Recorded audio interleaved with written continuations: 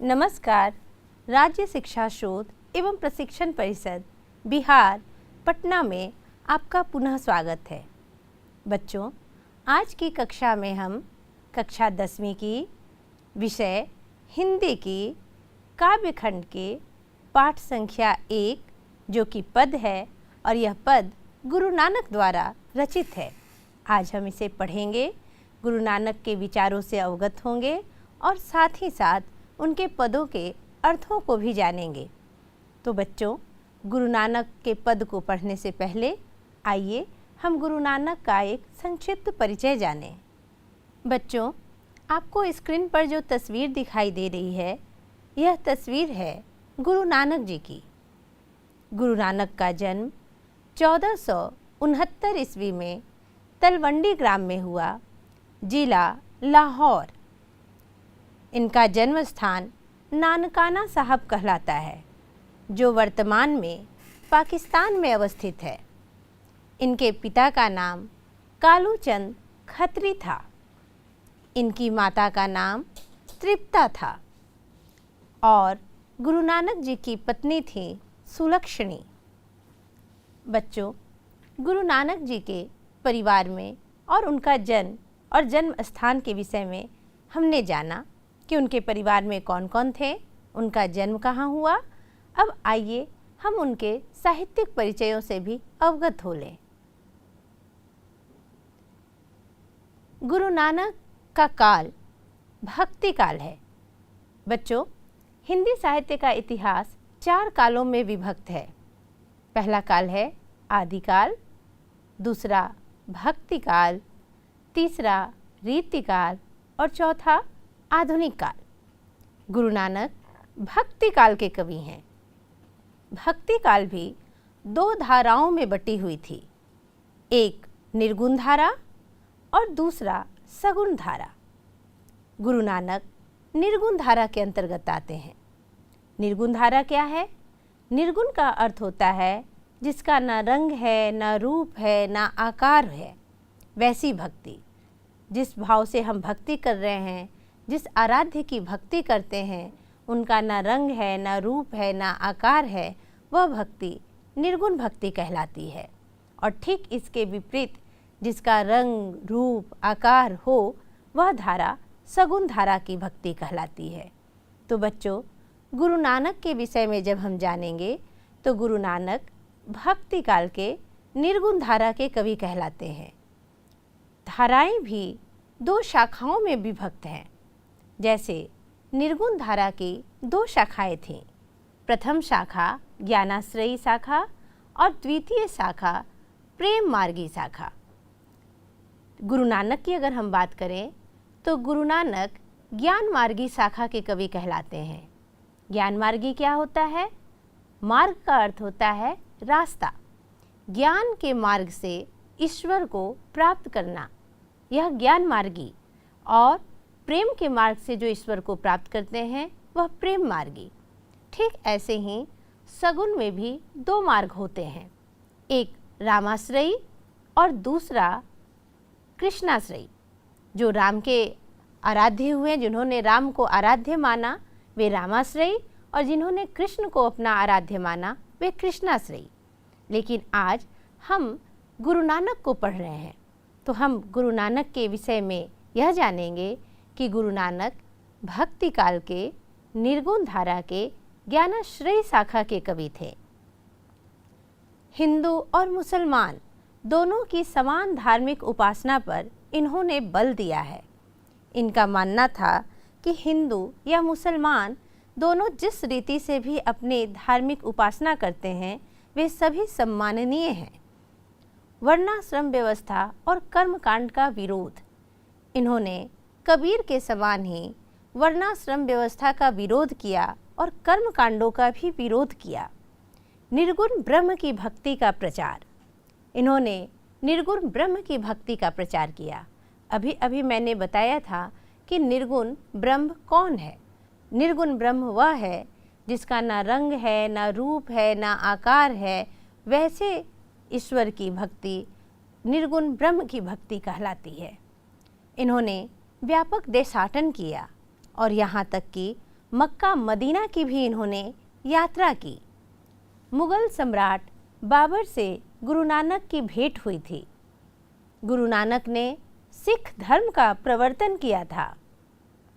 पंजाबी के साथ साथ इन्होंने हिंदी में भी कविताएं की हैं। इनकी भाषा पंजाबी ब्रज भाषा और खरी बोली दोनों का मेल लिए हुए है। तो बच्चों, हमने गुरु नानक के साहित्यिक परिचय और जीवन परिचय को जान लिया है। आइए अब हम गुरु नानक के प्रथम पद का वाचन करने से पहले उसके कुछ महत्वपूर्ण तथ्यों को देख लें। आपको स्क्रीन पर कुछ महत्वपूर्ण तथ्य दिखाई दे रहे होंगे। मैं पढ़ती हूँ, आप इन्हें समझें। निर्गुण निराकार ईश्वर के उपासक गुरु नानक हिंदी की निर्गुण भक्ति धारा के एक प्रमुख कवि हैं। पंजाबी मिश्रित ब्रज भाषा में रचित इनके पद सरल, सच्चे हृदय की भक्ति भावना में डूबे उद्गार हैं। इन पदों में कबीर की तरह प्रखर सामाजिक विद्रोह भावना भले ही न दिखाई पड़ती हो, किंतु धर्म उपासना के कर्म कांड मूलक सांप्रदायिक स्वरूप की आलोचना तथा सामाजिक भेदभाव के स्थान पर प्रेम के आधार पर सहज सद्भाव की प्रतिष्ठा दिखलाई पड़ती है। नानक के पद वास्तव में प्रेम एवं भक्ति के प्रभावशाली मधुर गीत हैं। हम बच्चों, हमने इन महत्वपूर्ण तथ्यों से यह जाना कि गुरु नानक के पदों की क्या विशेषता थी। तो आइए अब हम इनके पदों का वाचन करें, तत्पश्चात हम पदों के अर्थों को भी जानेंगे। आपको प्रथम पद दिखाई दे रहा होगा स्क्रीन पर। सबसे पहले मैं इसका संपूर्ण वाचन करूंगी। पद इस प्रकार है। राम नाम बिनु बिरथे जगी जन्मा, यह पद का शीर्षक है। गुरु नानक कहते हैं, राम नाम बिनु बिरथे जगी जन्मा, बिखु खावे बिखु बोले, बिखु नावे निःफलु मटि भ्रमना। पुस्तक पाठ व्याकरण बखाने, संधिया करम निकाल करे, बिनु गुरु सबद मुक्ति कहाँ प्राणी, राम नाम बिनु अरुझि मरे। दंड कमंडल शिखा सुत धोती, तीरथ गवनु अति भ्रमनु करे, राम नाम बिनु शांति न आवे, जपि हरि हरि नाम सुपारी परे।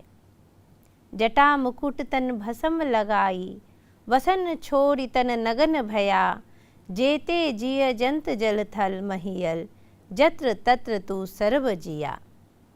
गुरु परिसादि राखिले जन को, हरि रस नानक झोली पिया। बच्चों, गुरु नानक कहते हैं, राम नाम बिनु बिरथे जगी जन्मा। राम नाम के बिना यह जन्म जो है वह व्यर्थ है। बिखु खावे बिखु बोले, बिनु नावे निःफलु मटि भ्रमना। कवि कहते हैं कि राम नाम बिनु बिरथे जगी जन्मा। राम नाम के बिना इस जगत में हमारा जन्म व्यर्थ है। बिखु खावे बिखु बोले, बिनु नावे निःफलु मटि भ्रमना। कहते हैं कि यदि हम राम का नाम नहीं ले रहे हैं तो इस संसार में जो खा रहे हैं वह सब विष के समान हो जाता है और वह सारी बोली भी विष के समान हो जाती है। बिनु नावे निःफलु मटि भ्रमना। कहते हैं कि बिनु राम के नाम का स्मरण किए, राम नाम का बार बार स्मरण किए, हमारी मति जो है वह भ्रमित हो जाती है। यदि हम राम के नाम का बार बार उच्चारण नहीं करेंगे तो हमारी मति भ्रमित हो जाएगी, वह निष्फल हो जाएगी। पुस्तक पाठ व्याकरण बखाने, संधिया कर्म निकाल करे। गुरु नानक कहते हैं कि बहुत से ऐसे संत हैं, मुनि हैं, ज्ञानी हैं, जो बहुत बड़ी बड़ी पुस्तकों का उन्होंने बखान किया है, पुस्तकें पढ़ा है, व्याकरण को जाना है, और संधिया कर्म निकाल करे, और साथ ही साथ संध्या कर्म भी प्रतिदिन करते हैं। संध्या कर्म का अर्थ होता है संध्याकालीन उपासना। किंतु बिनु गुरु शब्द मुक्ति कहाँ प्राणी, लेकिन उन्हें गुरु शब्द की प्राप्ति नहीं हुई है। गुरु शब्द यानी गुरु का उपदेश। गुरु नानक कहते हैं कि बड़े बड़े ज्ञानी महान महान पुस्तकों को पढ़ लेते हैं, किंतु उन्हें गुरु शब्द की प्राप्ति नहीं होती। राम नाम बिनु अरुझि मरे, कहते हैं कि बिनु गुरु शब्द मुक्ति कहाँ प्राणी। गुरु का उपदेश यदि प्राणी को नहीं मिला तो वह राम नाम के बिना उलझकर मर जाएगा। दंड कमंडल शिखा सुत धोती, तीरथ गवनु अति भ्रमण करे। गुरु नानक कहते हैं कई ने दंड कमंडल धारण कर लिया, शिखा बढ़ा ली, जनेऊ धारण कर लिया, धोतियाँ पहन ली और कितने तीर्थों पर जाकर भ्रमण कराए, किंतु फिर भी उनके जीवन में शांति नहीं मिलती। क्यों? राम नाम बिनु शांति ना आवे, क्योंकि उन्होंने राम नाम का जप ही नहीं किया। राम नाम के जप के बिना हमारे भीतर शांति नहीं आती। हरि हरि नाम सुपार परै, कहते हैं कि जिन्होंने भी हरि हरि का भजन किया, जपा, वही इस संसार से पार पा सके। जटा मुकुट तन भस्म लगाई, कहते हैं कि कई साधु मुनि कर्मकांड करने वाले लोग जटा बढ़ा लेते हैं, मुकुट जटाओं का ही मुकुट बना लेते हैं, अपने तन पर भस्म लगा लेते हैं। वसन छोड़ी तन नगन भया, वस्त्रों का त्याग कर देते हैं, वे नग्न हो जाते हैं। जेते जिय जंत जल थल महियल, जत्र तत्र तू सरब जिया, कहते हैं कि ऐसे जीव जंतु प्राणी धरती पर यत्र तत्र केवल ऐसे ही जीवित रहते हैं, बिना किसी उद्देश्य के। गुरु प्रसादि राखिले जन को, हरि रस नानक झोल पिया। कवि कहते हैं कि जिन्होंने भी गुरु नामक प्रसादी को रखा है, गुरु के प्रसाद को अर्थात गुरु के उपदेश को, गुरु के मंत्र को जिन्होंने रखा है, वही हरि रस का झोल पीते हैं। गुरु प्रसाद स्वरूप हरि रस का पान नानक ने भी किया था। इसलिए नानक कहते हैं कि कई योनियों में जन्म लेने के बावजूद मुक्ति नहीं मिलती यदि हम राम नाम का जप न करें। तो बच्चों, हमने प्रथम पद को पढ़ा, उसके अर्थ को भी जाना। आपने ध्यान दिया होगा कि यहाँ बार बार एक शब्द आ रहा है, वह शब्द है राम। यह सोचने की बात है कि ये राम हैं कौन। अगर गुरु नानक कहते हैं कि वे निर्गुण ब्रह्म के उपासक हैं, निर्गुण यानी जिसका ना रंग है, ना रूप है, ना आकार है, तो ये राम कौन है? क्योंकि हम जिस राम को जान रहे हैं उनका तो रंग है सांवला, रूप है सलोना, आकार है, वे किसी वंश से हैं, किसी के पुत्र हैं। किंतु गुरु नानक जिस राम की बात कर रहे हैं ये वो राम नहीं है। बच्चों, कबीर का एक दोहा है जिससे हम इसे भली भांति समझ सकते हैं कि ये राम हैं कौन। कबीर की एक पंक्ति है कि एक राम दशरथ घर डोले, एक राम अंतर में बोले। कहते हैं एक राम है जो दशरथ के घर में पालने में डोल रहा है, और एक राम वह भी है जो हमारे अंतर, हमारी अंतर आत्मा में होता है। जो राम दशरथ के घर पालने में डोल रहे हैं वह सगुन धारा के रामाश्रयी राम हैं, किंतु जो हमारे अंतर में हैं वह राम ज्ञानाश्रयी धारा के, निर्गुण धारा के, ज्ञानाश्रयी शाखा के राम हैं, जिनकी भक्ति निर्गुण ब्रह्म के उपासक के रूप में की जाती है। निर्गुण ब्रह्म के उपासक गुरु नानक हैं, कबीर हैं। इन्होंने इसी राम की चर्चा की है जो हमारे भीतर है, जिसका ना रंग है ना रूप है, उस राम की इन्होंने बात की है। तो बच्चों, आशा है कि आपने प्रथम पद के अर्थ को अच्छी तरह से समझ लिया होगा। अब आइए हम इसके एक भावार्थ को सार अर्थ के रूप में जान लें। पद का भावार्थ है कि गुरु नानक कहते हैं कि जो व्यक्ति राम नाम का जप नहीं करता है उसका संसार में जन्म लेना व्यर्थ है। उसकी वाणी विष के समान हो जाती है, वह विषपान करता है। राम नाम के बिना उसकी मति सदैव भ्रमित रहती है। चाहे कितना भी पुस्तक, शास्त्र, पुराण का वह बखान अथवा चर्चा कर ले, चाहे संध्या वंदना करता हो, उसे गुरु शब्द के बिना मुक्ति नहीं मिल सकती। राम नाम के बिना वह सांसारिक माया जाल में उलझ कर रह जाएगा। डंडा, कमंडल, शिखा, जनेऊ तथा गेरुआ वस्त्र धारण करके यदि हम तीर्थ यात्रा पर भ्रमण करें तब भी हमें शांति नहीं मिलेगी। इस भवसागर रूपी संसार से पार करने के लिए हमें राम नाम का जप करना चाहिए। कुछ लोग स्वयं को संत कहलाने के लिए जटा को मुकुट बनाकर, शरीर में राख लगाकर, वस्त्रों को त्याग कर नग्न हो जाते हैं। संसार में जितने जीव जंतु हैं वे कई योनियों में जन्म लेते रहते हैं, फिर भी उन्हें मुक्ति नहीं मिलती है। इस माया रूपी संसार से मुक्ति पाने के लिए नानक ने गुरु प्रसाद स्वरूप हरि रस का पान किया था। बच्चों, हमने गुरु नानक के प्रथम पद को पढ़ा और उसके अर्थ को जाना, पद के भावार्थ को भी जाना, लेकिन पद के माध्यम से गुरु नानक क्या संदेश देना चाहते हैं, आइए देखते हैं। प्रथम पद बाहरी वेशभूषा, पूजा पाठ और कर्मकांड के स्थान पर सरल सच्चे हृदय से राम नाम के कीर्तन पर बल देता है, क्योंकि नाम कीर्तन ही सच्ची और अस्थायी संदेश देकर व्यक्ति को इस दुखमय जीवन के पार पहुंचा पाता है। तो बच्चों, हमने इस पद के माध्यम से गुरु नानक के संदेशों को भी जाना।